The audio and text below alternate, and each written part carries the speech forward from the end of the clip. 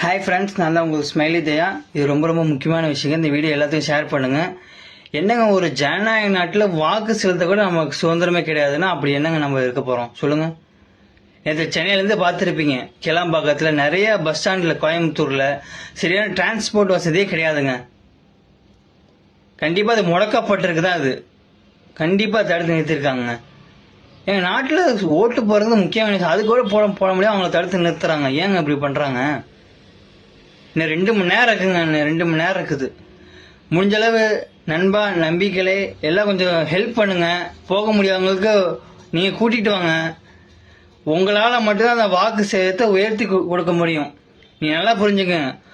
வாக்கு சேதம் இருந்துச்சுன்னா நீங்கள் எதிர்பார்த்து நினச்ச வேட்பாளர் வெற்றி பெறுவாங்க. கண்டிப்பாங்க.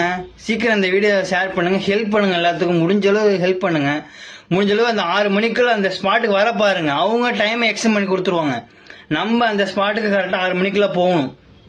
சரிங்களா? முடிஞ்சளவு 6 மணிக்குள்ள போக பாருங்க அந்த இடத்துக்கு. சரிங்களா? சீக்கிரம் போக பாருங்க. இன்னும் 2 மணி நேரம் தான் இருக்கு நமக்கு.